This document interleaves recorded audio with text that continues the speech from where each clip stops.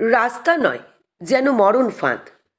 আর এই রাস্তার কারণেই ঘটে চলেছে একের পর এক দুর্ঘটনা। শনিবার রাতে ধূপগুড়ি নাথুয়াগামী রাজ্য সড়কের কালীরহাট বড় কালী মন্দিরের সামনে দুর্ঘটনার কবলে পড়ল একটি বাইক। ঘটনায় আহত হয়েছে বাইক চালক, তার নাম প্রিয়রঞ্জন রায়। স্থানীয় সূত্রে জানা গেছে, রাস্তার ওপর পেভার ব্লক বসানো হবে বলে কালীরহাট মন্দিরের সামনে রাস্তায় গর্ত করা হয়েছে। পাশাপাশি গর্তের পাশে বালি, মাটির স্তূপ রয়েছে। নেই কোনো আলোর ব্যবস্থা, যে কারণে প্রতিনিয়ত ঘটে চলেছে একের পর এক দুর্ঘটনা।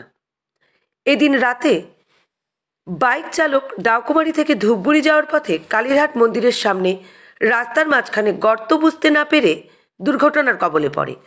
ঘটনায় ছিটকে পড়েন বাইক চালক।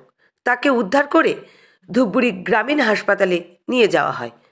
স্থানীয় বাসিন্দাদের অভিযোগ, দীর্ঘদিন ধরে এভাবে রাস্তার মাঝে গর্ত করে রাখা হয়েছে, যার ফলে দুর্ঘটনা ঘটেই চলেছে। এর আগেও রাস্তার কাজের সময় কয়েকটি দুর্ঘটনা ঘটেছিল। বাসিন্দাদের দাবি, দ্রুত রাস্তার কাজ সম্পন্ন করা হোক, না হলে ফের দুর্ঘটনা ঘটতে পারে।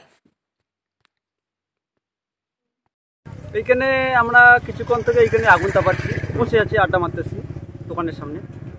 হঠাৎ করে একটা বাইক একদিক থেকে আসতেছে, মানে কালীরহাট থেকে ধূপগুড়ির দিকে। হঠাৎ করে আসার সময় এইখানে একটা গর্ত আছে, দুদিন থেকে রাস্তার কাজের জন্য, হয়তো কোনো কাজ কি কোনো ইসের জন্য করতেছে, কাজটা অনেকদিন থেকে পড়ে আছে। তো হঠাৎ করে বাইকটা নিয়ে আসা, এদিকে আসার সময় হঠাৎ করে এই যে এই পাথর টাথর বালি টালিগুলো যে আছে এদিক থেকে হঠাৎ করে আর কি বাইকটা হঠাৎ করে অ্যাক্সিডেন্ট করে যায়। এই কারণে অ্যাক্সিডেন্টটা হয়ে গেল। কি অবস্থা এখন? অবস্থা মানে ছেলেটার গুরুতরই অবস্থা আছে বর্তমান। আচ্ছা, মনে হয় ধূপগুড়িতে নেবে না, জলপাইগুড়ি রেফার করবে। দমকল আসছিল? দমকল আসলো। কি কারণে এই দুর্ঘটনা, কি অনুমান করছে? অ্যাকচুয়ালি এটা হচ্ছে এই রাস্তার কাজটার ব্যাপার নিয়েই মনে হয় দুর্ঘটনাটা হইল। কিভাবে, কেন এমন বলছেন?